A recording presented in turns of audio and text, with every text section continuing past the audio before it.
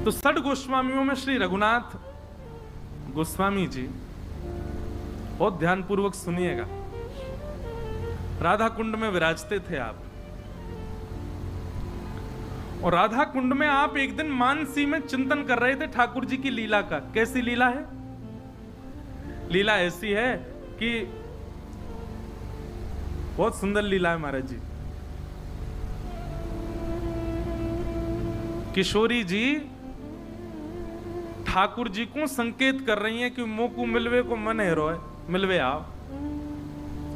महाराज जी भाव ऐसा है कि किशोरी जी ठाकुर जी से मिलना चाहे, तो संपर्क कैसे बने दोनों में? क्योंकि यहां पे सब बरसाने की सखियां हैं, वहां ठाकुर जी के संग सब सखा हैं। तो ठाकुर जी कहा करें, किशोरी जी कहा करें, ऐसो श्रृंगार करके आवे कि श्रृंगार से संकेत दे मैं ठाकुर जी को। अगर किशोरी जी ने ताकि मत, मैं बार बार भूल जाऊं, लहंगा, हाँ, नीलो लहंगा पहनो, नीलो लहंगा पहनो है, गुलाबी चुनरी ओढ़ी है, तो मानो किशोरी जी कहा संकेत कर रही हैं, बोलो नीलो लहंगा मतलब है कुंड, और गुलाबी चुनरी मतलब हम कमल उग रहे होंगे, वहां मिलेंगे आज। ठाकुर जी समझ, अच्छा। अब फिर उसके बाद दूसरा संकेत क्या है? अगर शीश पर जो चूड़ामणि है वो मणिन की विराज रही है, अलग अलग रंगन की है, तो मानो वो संकेत कर रही है कि दिन में मिलेंगे, और श्वेत है तो मानो यूं कह रही है कि पूर्णिमा की चंद्रमा पर मिलेंगे। और किशोरी जी के मुखमंडल की जो पत्रावली है, वो पत्रावली में जितने बिंदु हैं, ठाकुर जी खड़े खड़े उनको गिनते रहे में, कितने बिंदु हैं, जितने बिंदु हैं उतने सखी आमेंगी संग में। और कोई पत्रावली को श्रृंगार नहीं है, केवल एक बिंदी लगा करके आई हैं, तो मानो किशोरी जी कह रही हैं अकेली आऊंगी मैं, और कोई नहीं आवेगो। ऐसे ठाकुर जी अनुभव करें। तो आज श्री रघुनाथ दास जी के मानसी में क्या दिख रहा है कि किशोरी जी ठाकुर जी से सूरज कुंड पे मिलवे के काजे आई हैं। यहां ठाकुर जी अपने सखान के संग घूम रहे हैं, दूसरी तरफ किशोरी जी अपनी सखीन के संग घूम रही हैं। अब बस दोनों एक दूसरे को निहार ही रहे हैं, चर्चा करते रहे, मैं फिर निहार लें, फिर चर्चा करें, फिर निहार लें। लेकिन इतने में ही कहा भयो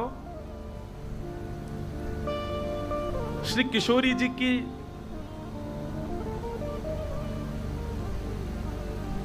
नानी हमारे आज मुखराई वाले बाबा और आए हैं यहाँ पे, मेहनत है गए अब तो मुखराई हमारी किशोरी जी की ननिहाल है, और वहीं से महाराज जी आए हैं। तो किशोरी जी की नानी को नाम मुखराई हो ना, मुखरा। तो किशोरी जी यहां पर, सब लोग ध्यानपूर्वक सुनिए, मानसी को भाव है रघुनाथ दास जी। अब किशोरी जी यहां पर मिलवे आई हैं, ठाकुर जी देख रहे हैं, वहां से किशोरी जी देख रही हैं, बीच में कुंड है। इतने में ही किशोरी जी की नानी मुखरा आ गई और आकर के बोली, अरे श्यामा कहाँ को गई, अरे लाडली कहाँ को गई, अरे लाली तू कहाँ चली गई। और मानसी में ही आवाज आ रही है बाबा को, अरे श्यामा, अरे लाडली, अरे लाली कहाँ को गई, ऐसी टीक दोपहरिया में कहाँ घूम रही है, अरे लाली तेरे पामन में फोरा पड़ जाएंगे, अरे लाली तू कहाँ चली गई। अब मुखरा देवी की जैसी आवाज आई, किशोरी जी तो संकोच में आ गई, और किशोरी जी बोली, अरे नानी आ गई भैया जल्दी चलो। सो बस मिलवे ही वारी किशोरी जी उल्टी घूम करके और सीधी दौड़ी नानी के पास। समझ में आ रही लीला? अब किशोरी जी जैसे ही दौड़ी, तो किशोरी जी के केस तो खूब लंबे हैं, पर सखी कभी कभी श्रृंगार करें और कभी जब ठाकुर जी से मिलवे की योजना बने किशोरी जी की, तो कभी कभी बेणी जो है वो अलग से भी नेक श्रृंगार में बढ़ा दें, किशोरी जी के केशन में नेक और बेणी लगा दें श्रृंगार को। आज लाल जी से मिलवे आई हैं तो विशेष श्रृंगार हुआ है किशोरी जी को, और आज हमारे गिरधर लाल जी भी बेणी पहन के आए हैं आज के श्रृंगार में। देखो टीवी पे दिख रहे हैं, ये देखो नीचे की तरफ जा रही है बेनी और वहां पे सुंदर मोती जड़े भये हैं। केश लाल जी के बाम हस्त के नीचे देखो, इतनी बारीकी से दर्शन करे करो तब आनंद आवे।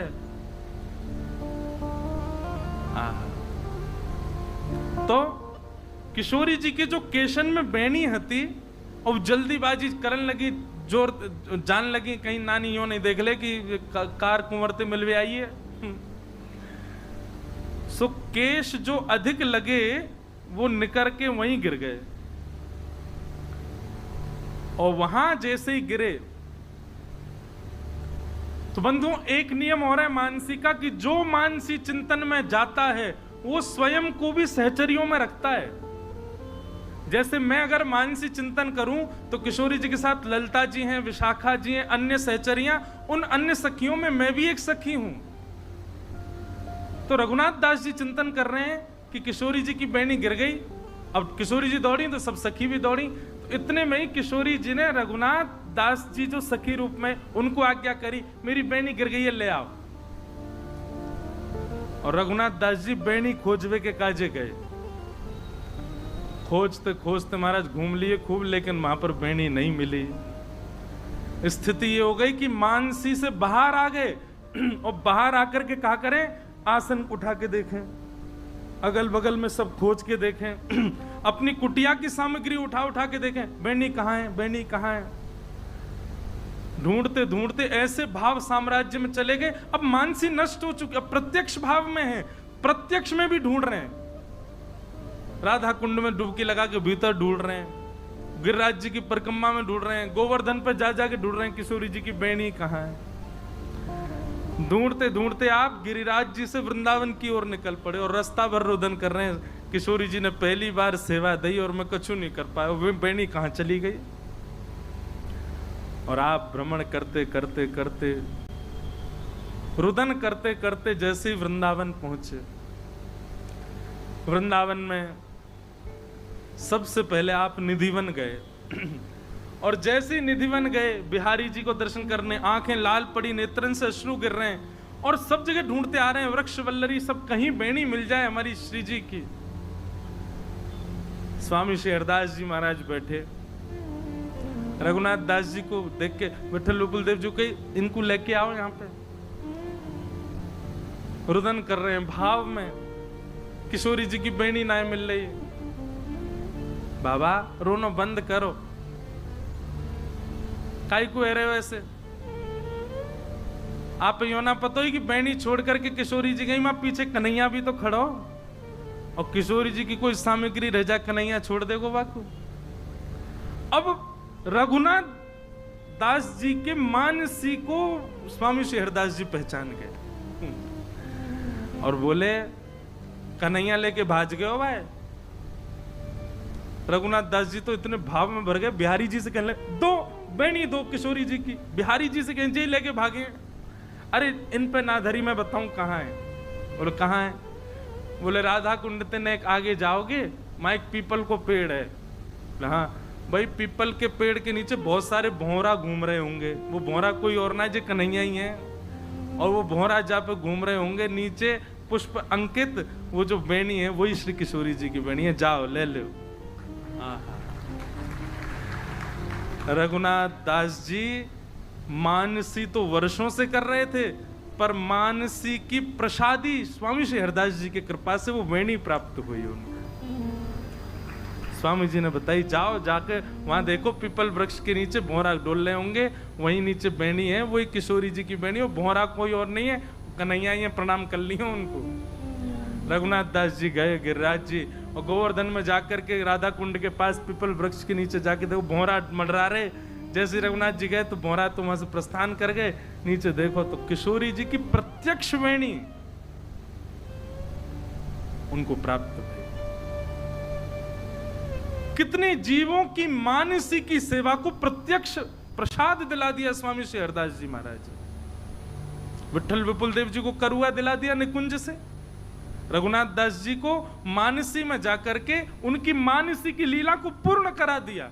जाओ किशोरी जी को दे दियो, तो मानसी में जाकर के आपने किशोरी जी को प्रस्तुत कियो, तो किशोरी जी ने वही बेनी श्री रघुनाथ दास जी के गूथ दी, बोले अभी आपकी है, आप ही रखो, तो सदा वही को अपने पास रखो।